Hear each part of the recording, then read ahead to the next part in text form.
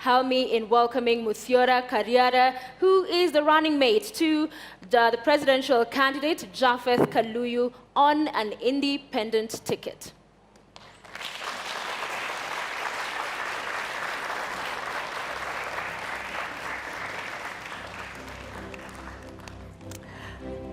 Thank you so much, Muthiora Kariara.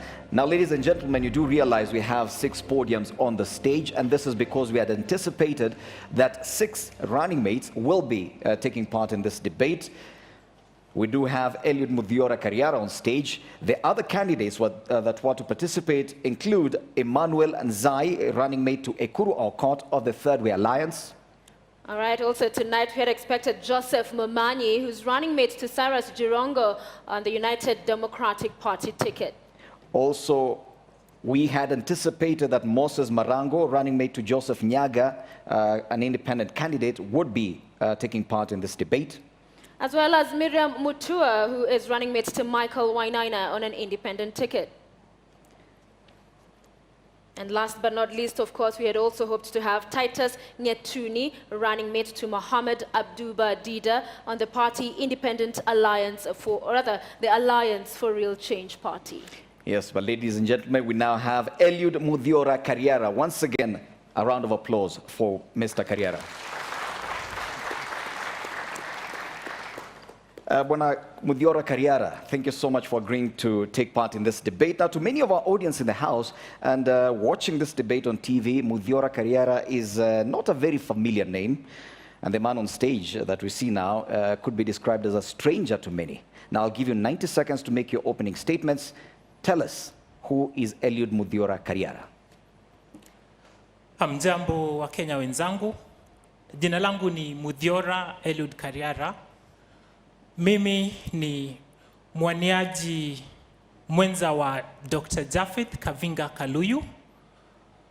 We're seeking your votes in the forthcoming general elections on an independent ticket. It's been said that not much information is out there about me or my presidential candidate.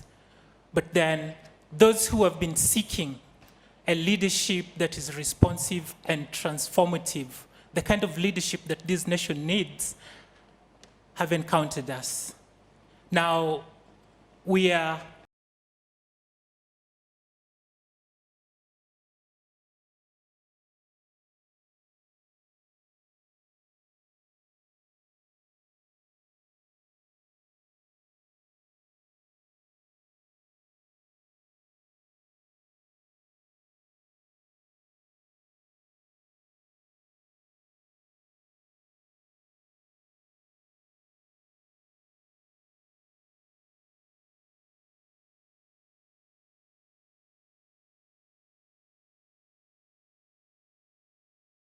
Media Limited have taken to have this debate.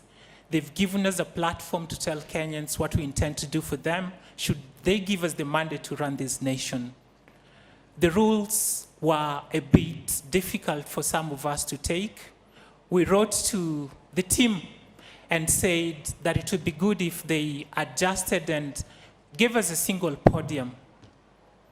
There has been communication between the candidates. There has been communication between the debates media. And actually, I would like to make my statement that I was appalled when I had a statement from the Deputy President that there has not been consultation about them with regard to the debate. Truth of the matter is, there has been constant communication. Dr. Kavinga and I decided to step up and seek your mandate to lead this nation because we have leaders who are not ready to account to the nation. We are leaders who want to take Kenya to the next level. There has been so much talk. What Kenya needs is action. Action that's driven by sincerity. Action that's driven by patriotism. So you ask who Muthiora is. Muthiora ni kijana wa Kenya, kijana mzalendo. And Dr. Japhet Kavinga Kaluyu, my presidential candidate, and I are ready for duty. Okay. Thank you so much, Bwana Kariara, for that opening statement. Now, you describe yourself as Kijana. You'll be a heartbeat away from the presidency if at all your candidate is elected president come August the 8th. A heartbeat away from becoming commander-in-chief. Now, what would you say has prepared you for such an onerous task? My journey as a leader began when I was a little kid. Fortunately, I have lived in almost every province of Kenya. I was born in Migori County. To be precise, a town called Isebania. My names, like they say in Kenya, betray me. When I say I'm Muthiora Kariara, people wonder how come I'm from Kuria. Now, I have lived amongst the Kuria. I went to school in Migori where I was with the Luo. I have lived amongst the Kalenjin. Today, I stand here not as one of the very privileged Kenyans that we have who live in the leafy suburbs of Nairobi. I actually live in Kawangware, where we have almost every tribe represented. I have seen the journey that Kenyans have to go through. Now, we were addressing what makes me think I'm qualified to be a heartbeat away from the presidency. I have led people. I have led teams. I've been a team player, and often when I stepped forward to take responsibility, I was given the chance because I'm a committed person. I know how to harness synergy. I know how to make a good call when I'm called upon. Like you guys in this auditorium here today and Kenyans watching me will agree that I made the right call coming for this debate. So I'll definitely be making the right decisions for Kenya. I am an independent thinker, and I'm not afraid to call it the way I see it, especially when there is proof that my judgment is correct. So I know I can run this nation should a situation arise that requires me to be head of state. I'm bold, I'm courageous. More than all that, I know how to make people work together. What Kenya needs is a leader who's not only willing to listen, but who's also willing to lead from the heart. Like I said earlier, I know Kenya's struggles because I go through that every day. So again, like I said in my opening statement, I'm ready for duty. You can count on me. Muthiora, you mentioned that you've led teams. What teams and in what way are you leading them? I've been a soccer player. I'll start at that. I remember at age 16, I was the CEO to a team down in Isebania. I brought these boys together because they needed a leader. Now, that's where I began to mobilize people for a common purpose. When I went ahead and joined university, I served as a student leader at the University of Nairobi. I was the SONU Secretary for Sports and Entertainment between the years 2005 and 2006. I was chairman for the Nairobi University Sports Council organization. And every time I got an opportunity to lead, the results were impressive. I was part of a team that's now defunct. It changed its name to City Stars. Then we were called World Hope after we transformed from Kawangware Football Club. And when I was part of these teams, we succeeded a great deal. Kawangware Sports Club, for the first time, debuted in the Premier League, and we made a good account of ourselves. We went on to be relegated after the first season because of the same problems that plague Kenya and sports and the youth. But then we were able to secure sponsorship as City Stars, and in one season, we were able to get back into the Premier League. So you go back to my record, I'm talking about my ability to function in teams. I'm not just a sportsman. I am a banker. I started my banking career at Consolidated Bank, and in a very short time, they trusted me to lead a team that was supposed to oversee the process of switching over from their old banking, core banking system. Okay. And I delivered that with success. Okay. Now, besides that, we could go on and on, because my record really is a concrete one. Thank you for that. And you describe yourself as a leader, but why the presidency? Why not any other leadership role? We have so many right now. Why the presidency? I was born in Kenya. I live here. I have seen the problems that plague this nation. And I will tell you that to fix these problems, you need the right tools. You need the right instruments. Today, you ask someone to account, and they point to the top. They say, why would I do that when the people up there won't do the same? Now, to effect the kind of change that this nation needs, the office that provides the tools and the instruments is the presidency. So, feeling competent and ready, and because I'm allowed to contest for that position, I thought to step up and lead this nation in that capacity. I need some clarity on that. Are you saying that these other roles that we have for leadership do not have the needed capacity, that you only need to be president for you to make any change? Fred, when you're hungry and you need a meal, you buy maybe just a couple of vegetables, something small to satisfy you. But when you have to make a meal for a bigger population, then you need more resources, you need more space to do that. I could have vied for an MCA if I was satisfied that it's just the people in that locality who need good leadership. But then it's the whole nation that needs the kind of leadership that Dr. Kavinga and I are ready to offer. It's not just a constituency, it's not just a county, it's the whole nation.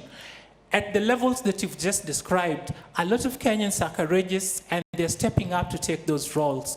Where people are shying away from contesting is the positions that matter, because they think we will be judged that we are spoilers, or we might not be from a popular community, so let's not go for it. People are shying away from the ultimate responsibility, which is what we decided we're not going to take. So what do you understand the role of the deputy president in Kenya to be? The deputy president of Kenya is to act as president in case for some unfortunate, or not unfortunate, in case the president is not able to discharge his duty. He's supposed to be a symbol of national unity. He's supposed to be an office that offers leadership to the entire nation. So I understand the responsibilities that come with this position are huge, and I know I'm ready to handle that. And how is it your position would weigh into that of the as president and you, if elected, as deputy president? You've talked about your office, if elected, deputy president. It's about national unity, right? Is that what you said? Yes. And that if some misfortunes happen and you'd have to take over office. But how is it you come in supporting your candidate, if elected as president? Well, I have an experience with the people of Kenya. I have an experience with the problems that face this nation. So every step that my president will be taking, I'll be there with him to help him make an informed choice about what action needs to be taken. I'm there on a supporting role for as long as he's able to discharge his duty. And when delegated to undertake national duties, I'll step up and do that. Yes. You said that the principal role of the deputy president is to assist the president in discharging his duties. So far, we've had one deputy president since the promulgation of the Constitution. How different do you hope to define that role of deputy president? How different from the one deputy president that we've had? We've had a government that, in my assessment, has made a good effort in serving the Kenyan people. They've done a good job. What we are saying is, it's not the best that this nation can do. We've had a government that, instead of leading in a consultative manner, it leads in an instructive manner.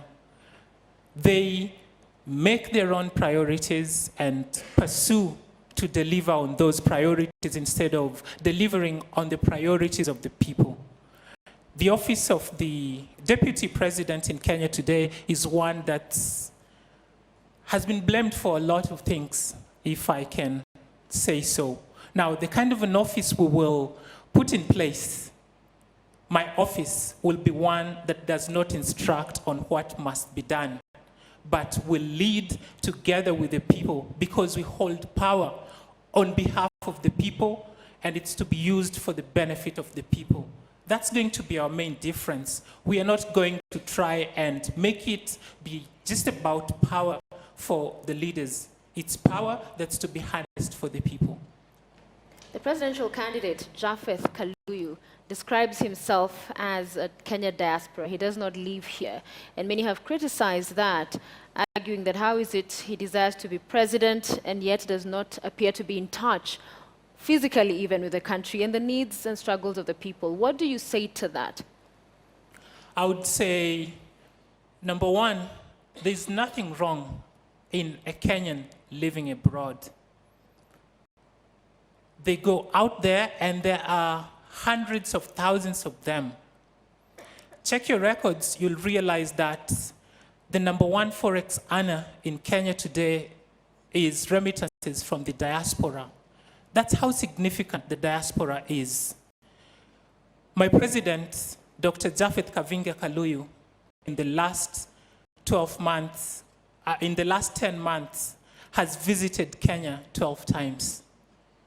He came here to consult with people, to see how they are coping with whatever challenges that exist here. He's very much in touch with what's happening in Kenya. And besides just engaging with the youth, he has the backing of the older generation, because they see him as the visionary leader that he is.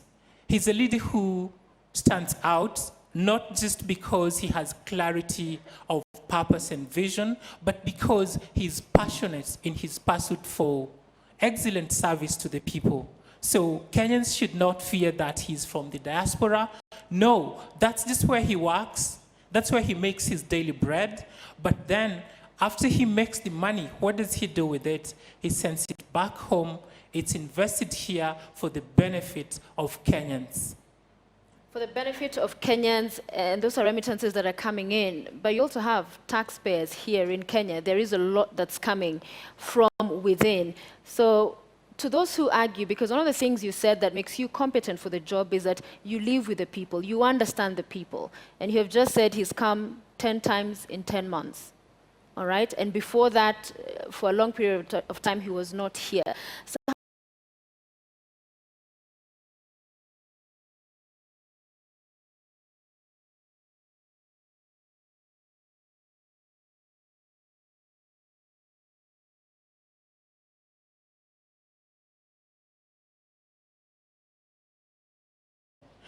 the community in which he hails from, saw that there was need for one of their own to be sent abroad to go and learn something that could not be learned here. So he went abroad, specifically to the United States, and while there, he was able to obtain the best education offered by the universities in the United States. So he's been learning, gathering skills and knowledge that may not have been possible to gather locally. He has worked in Wall Street. He has consulted and worked for foreign governments.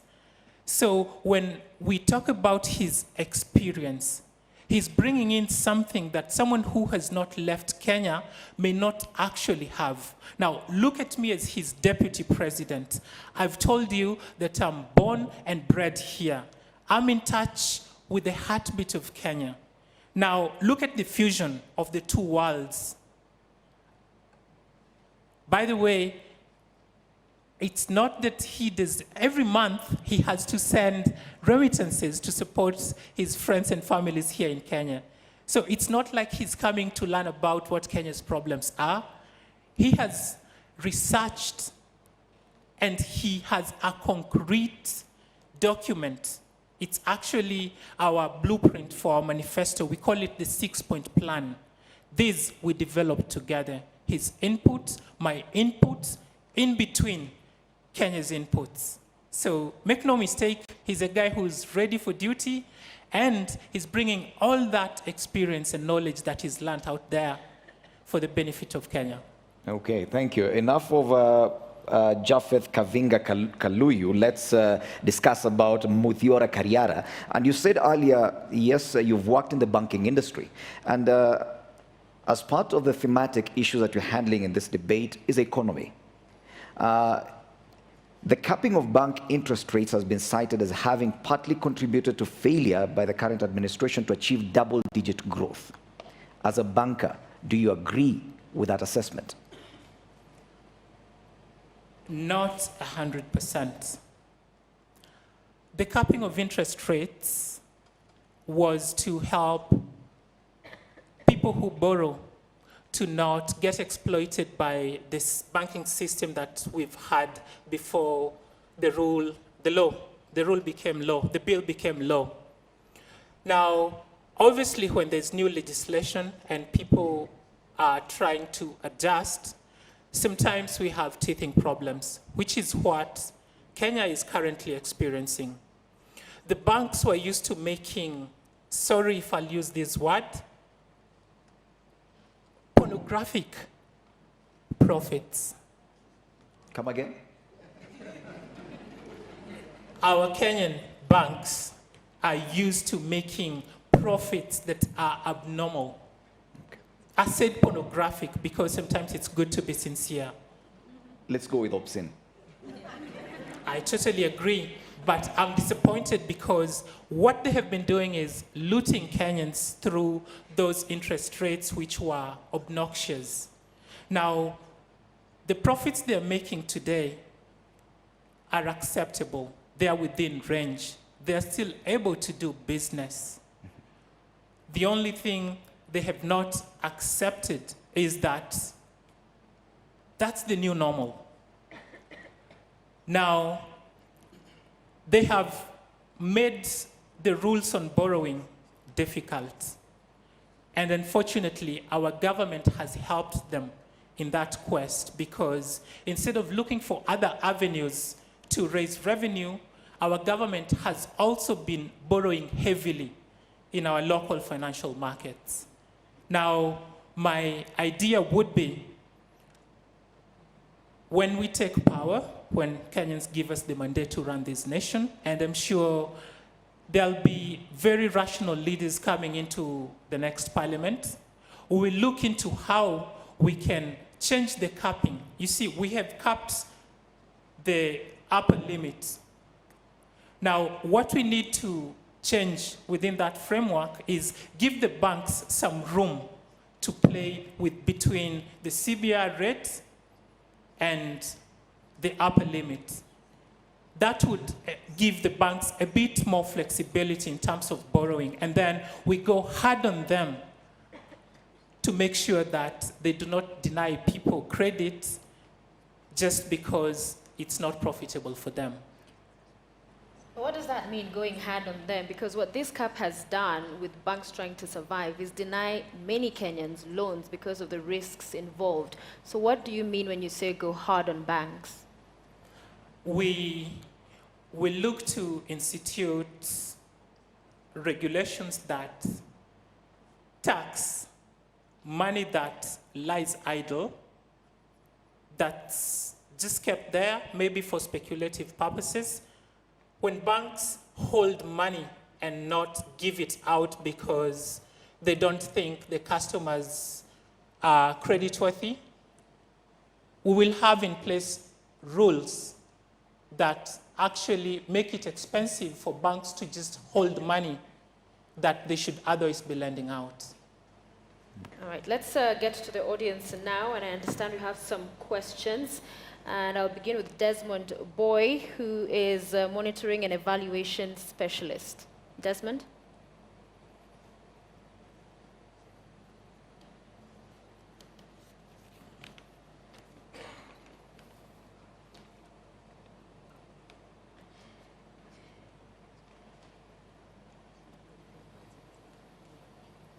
Thank you, and thank you for your good presentation. Now, just on the economy bit, I want to ask what you'll do about the national debt. We are being weighed down as a country because of the national borrowing that we are experiencing in the current government. What do you plan to do? How will you manage the national debt? Simply that. Go ahead. I want to start by saying that borrowing is beneficial when the funds are utilized for the purpose for which they were borrowed. We have not reached a level where it's unsustainable. We still have projects that will give return to this nation. Now, I can't tell you that when you give us the mandate to run this nation and fix the economy, we will not continue to borrow. We will borrow when we need to, when it's feasible to do so. But before we get to borrow more than we actually can afford to pay, Desmond, we will first go into trying to get revenue from domestic sources, and that is, we will focus on tax collection. You realize that a very small fraction of Kenyans actually pay their taxes. Our main idea is to increase the tax base so that we can raise revenue, not through borrowing, but through getting money from taxes. So you intend to tax more Kenyans, and where is this you'd be extending this bracket to cover? Actually, you have it the other way around. In our 6-point plan, we intend to cut taxes. What I said we are going to do is we are going to increase the tax base. So Today, tax more people for less. yes, there are a lot of people in Kenya who make money, but then they do not contribute to our nation building by sharing their income with the rest of the country. Maybe because there are a few loopholes here and there in our tax collection. So we actually intend to put in place an integrated database where we will get everyone in Kenya who's working to be captured, so that whatever money they make, we are able to tap onto that. And at least within the first 3 years, we would like for our tax base to go to a level of at least 40%. That's our target. With that kind of revenue, we know we'll be able to take care of a lot of development in this nation. So cutting taxes, that is key for us because we intend to make life affordable for all Kenyans. VAT, if I can continue in the line of taxes, we actually are purposing to abolish VAT. Now, you'll ask, how are we going to be able to get money? Now, instead of VAT, we are proposing to have a sales tax of 4%. That we believe will give Kenyans an opportunity to have disposable income so that even as they go to work, they have some income that even after spending or consuming, they have something to save. We do not want to lead a nation of the working poor. We want to trust Kenyans more with their money. And if anything, while we still try to slay the monster of corruption, we want you to have your money and decide what you do with it more as we fix this country together.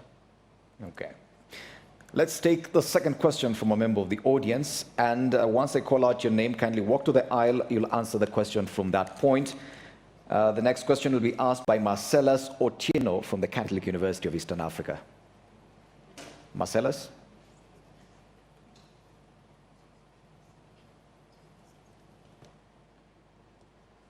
Thank you very much. This country has more than 72 universities. We have more than 200,000 graduates being produced every year. And the key question is, as your government, in case you are given the mandate, what do you plan to do in job creation or absorption of these graduates to reduce the wastage of the number of graduates? Well, I'll say Kenya is a blessed country. We have a lot of brilliant young people. And the world acknowledges and appreciates how much service we give to it through the brains we have shared. My presidential candidate, Dr. Japhet Kavinga, Kaluyu, you said he's from the diaspora. Now, he has contacts abroad. He has people who are willing to mentor our graduates. Our plan is actually to get each of the over 500,000 people in the diaspora to mentor at least 10 of the graduates we have in Kenya. Now, that mentorship program will help our youth get that kind of an international exposure that they need. It will help them to open up their view into what's really expected of a global citizen.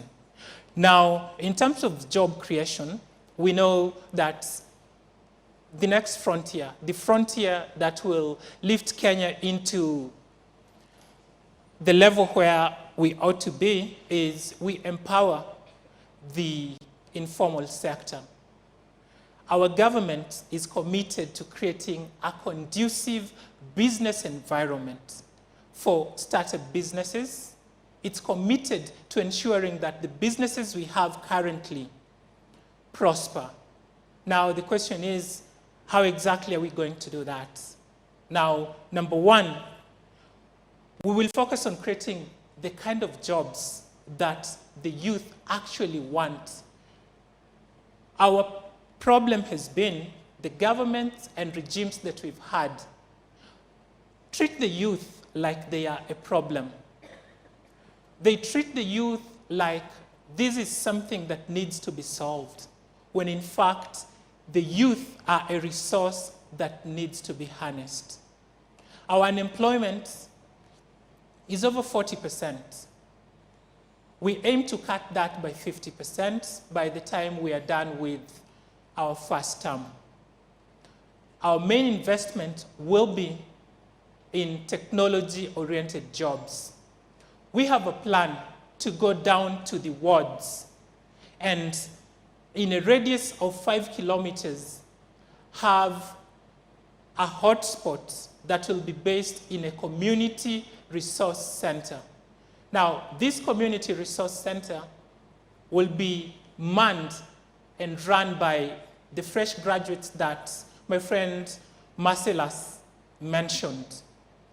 We've heard about our competitors promising to give 18 months mentorships. We don't know where these companies they intend to send these students or fresh graduates into. But what we know is our graduates are qualified, they are ready. What they lack may be the basic skills to help them hit the tarmac when they graduate. Now, deploying them to the community resource centers will help them connect with the communities where we will post them. Now, we had figures allocated for this, and within our first year, we intend to roll this out by committing at least 10 billion to these community resource centers. Now, these are centers where we will help to connect the diaspora to the communities through the fresh graduates that are coming out of our colleges every day. Now, one of the biggest challenges we have in Kenya is people lack basic skills to do even the most basic of jobs. Our government promises to offer free basic skills training to anyone who is of age and is ready to contribute to nation building. Now, when you equip the people with the right skills and give them information, and then you show them where the opportunities are, we'll be able to create employment in a way that has not been done before. Besides that, our main focus is to make Kenya food secure. I mentioned that we intend to make our youth have the kind of jobs they want to do. So we'll focus on making agriculture something, an enterprise that the youth will be willing to venture into.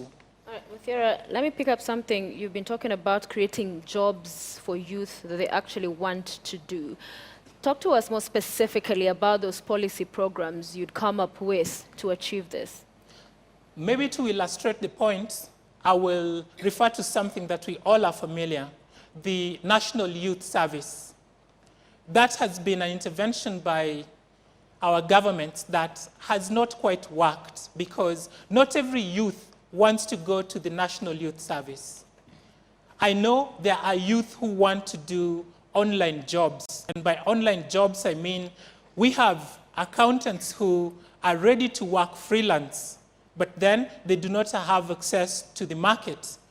We have very well-educated Kenyans who can do transcription work. We have Kenyans who are ready to do academic writing and research work. Now, most of them do not have information about how they can engage into these kinds of jobs. We know we have a film industry that has not blossomed like it should, and a lot of our youth want to get into these kinds of jobs. Now, when I say we will be committed to giving the youth the kind of jobs that they are willing to do, that's what I'm talking about. Sio kazi kwa vijana, pesa kwa wazee, tuende tuchimbe mitaro. The youth, yeah, they'll do that because there's nothing else to be done. But then, give them the kind of a job they need, and they will do it with all the passion. Okay. Let's take another question from a member of the audience. Nerima Wako from Busia County, kindly move to the aisle. Nerima Wako with the third question from the audience. Hello, Nerima. Hi. I commend your brevity to stand for national leadership. The question that I had for you, you've mentioned youth and you being a youth leader, and you've mentioned the job creation and food security. What do you think you can bring to the table as a young candidate that young people are facing today in Kenya? My answer is creativity and innovation. Nerima, I'll give you my story. When I graduated from the University of Nairobi, I tarmacked for about almost a year. But while I was tarmacking, I realized I needed to cover my costs. And I needed money for that.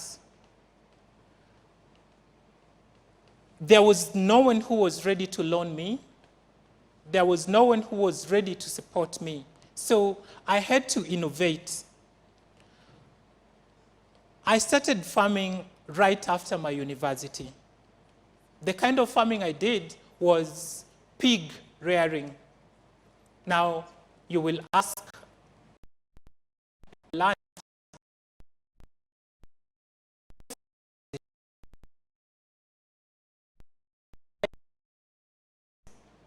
I did not have the capital, and this is how I want the youth to tackle the problem of unemployment. Now, I realized that we have a lot of garbage in Nairobi, and our garbage collectors do not do a good job. So since I had this idea about how I could do pig farming, I knew that from the garbage we have in restaurants, I could get pig's will. So I approached a couple of restaurants along Agwings-Kodek Road. For those who live in Nairobi, you may know the road. And I told them, I have noticed that you people have a problem with your garbage collectors, but then I can do this job for you at a cheaper cost, more efficiently. And most of them looking at me, I was still quite young and I looked funky then. I was never used to wearing suits like I do today. They said, okay, let's see you because the other guys have failed us. And I got a contract to do garbage collection. I would give a name of the restaurant, but then I think that's not right. But they trusted me and they gave me a month to do the garbage collection. Now, I got the job to collect garbage. I have an idea to rear pigs. I don't have a truck. I don't have a site where I'll do the pigs thing. So I approached someone and asked them if they could lend me some space and I would pay them rent for the space. And fortunately, they accepted. And I was able to get space to put up a structure for the pigsty. Now, the next problem was, where do I get the pigs? I knew of a friend who had a problem with pigs, and I told him, if you give me 10 pigs, in 6 months they'll have fattened, and you can give me 3 of them. Now, what I was looking for is, I have garbage that I have to dispose. I don't have where to throw this garbage. But if I collect it, I come, feed it to the pigs, it will be consumed. The pigs will fatten. In 6 months, I'll have something to take to market. I'll be able to pay the rent. I'll have made some money for myself. Everybody wins. That was how I was able to get my startup capital for the businesses that I have run since then. So I will ask the youth not to see agriculture as something for the old people. We can do animal husbandry. We can do crop farming. We know we have technology today that allows us to maximize on crop production. We have gone to school, and if we do not know something, we can research some more. But with the government that's led by Dr. Kavinga and I, we'll be able to deploy to the ground extension officers who will work with the people and make sure that they understand exactly what they are doing. What path Kenya needs to take right now in terms of assuring food security is the path of agribusiness. That's what I tried to do. I did it from scratch. It worked. I'm here today. I'm a success story. And I want to challenge every Kenyan out there who does not have a job to not wait for people to provide them with an opportunity, but then to take it upon themselves and create an opportunity. Because Kenya has endless possibilities, and as long as we are willing to commit to that, we will fight unemployment. Thank you, Bwana Kariara. And because of the slight change in format, we do realize that you've been standing there and talking non-stop. There's some water just down there. You can access it and take a sip as we ask you another question. I was waiting for you to say that. Go ahead. Please go ahead. It should be behind the podium. Behind the podium. Okay. All right, and as you sip some water, I read your manifesto, and it stood out what it says about corruption, because your manifesto says your administration would finally bring an end to corruption. And I'm sure many Kenyans would like to hear how you intend to do that. First, sip some water, please. I'm sure that's going to be the highlight of this debate. So a drink Cheers. of water, even for those in the audience, would actually help.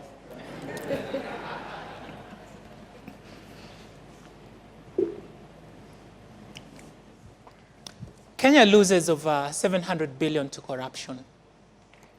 That's about a third of our budget, national budget.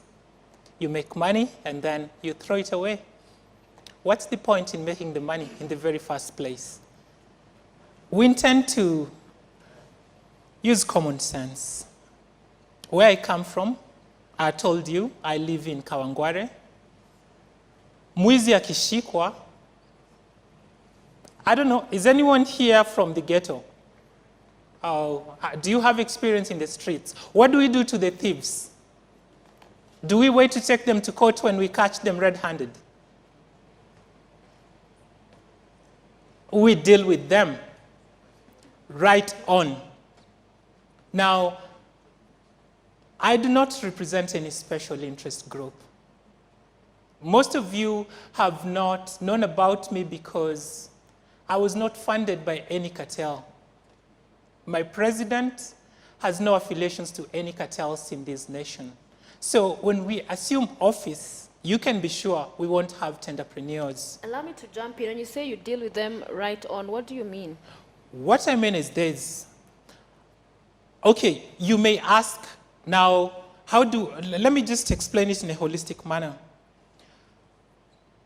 We are counting on the Kenyan people to help us fight corruption. How we can achieve that today is this way. On August the 8th, we have an opportunity for our voice to be heard through the ballot. If you help us by electing into office MCAs, women representatives, MPs, senators, and governors who are beyond reproach, then you are helping us to start the war against corruption. Now, my appeal to you is you make the job easy for us by, number one, only voting for leaders of integrity. If a leader has a questionable character, if there's any shred that they have been involved in looting public coffers, my appeal to you is do not vote for them. Fagia wote. We are running for president, and we know that the Jubilee government has been the most corrupt government that this nation has ever had. So my appeal to you, as we seek to have a nation of integrity, is vote them out. Vote for Dr. Japhet Kavinga Kaluyu, because he's going to be the beginning of the end of corruption. Now, after we vote in the right leaders, leaders who have no track whatsoever with graft, then when we get to parliament, these leaders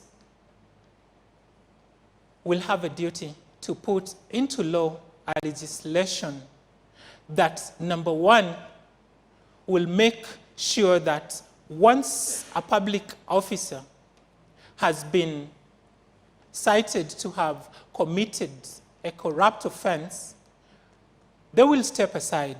And while they step aside, all their assets will be frozen. Okay. We are talking about bank accounts. We are talking about land. We are talking about all financial instruments that they have. Okay. So that while they are under investigation, they will not be able to transact on anything. Thank you so much, Bwana Eliud Muthiora Kariara. I want to give you 90 seconds more for your closing remarks because we've come to the end of this session. 90 seconds.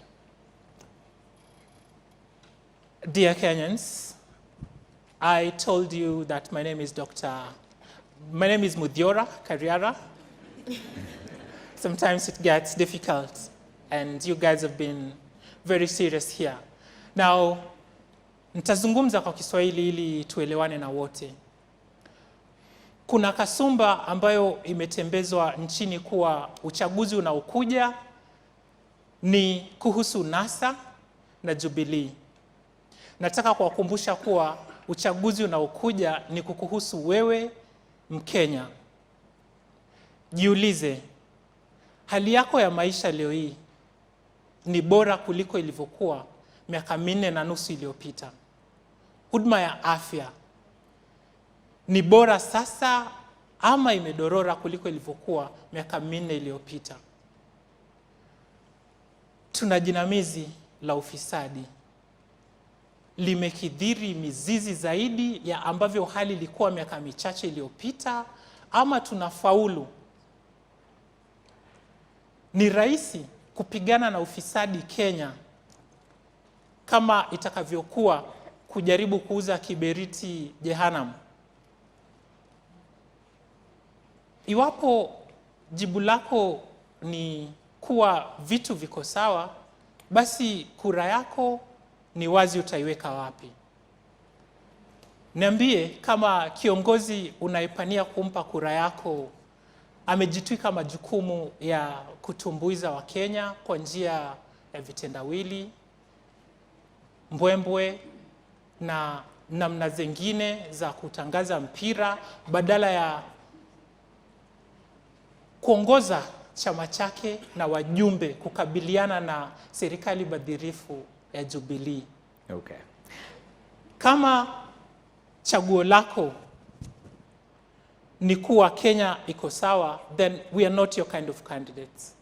But if you're tired of status quo, then you know that you have to vote for Dr. Japhet Kavinga Kaluyu, because Yes. status quo And favors your time Uhuru is up. Kenyatta. Status quo favors Raila Odinga. For you, fellow Kenyan, and me to have a fair chance at making it in Kenya, everything must change. But for these two political elites, everything must remain the same. Okay, Let's thank move you. the nation forward. We're ready for duty, and we urge you to join us and vote for us. Thank you very much. Thank you so much, Eliud Muthiora Kariara, running mate to candidate Japhet Kaluyu on an independent ticket. Ladies and gentlemen, a round of applause for our running mates.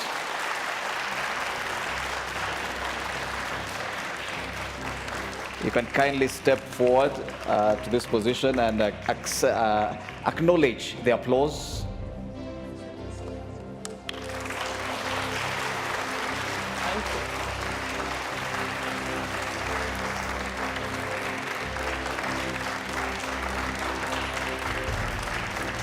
Thank you. All right, and that was our first edition of the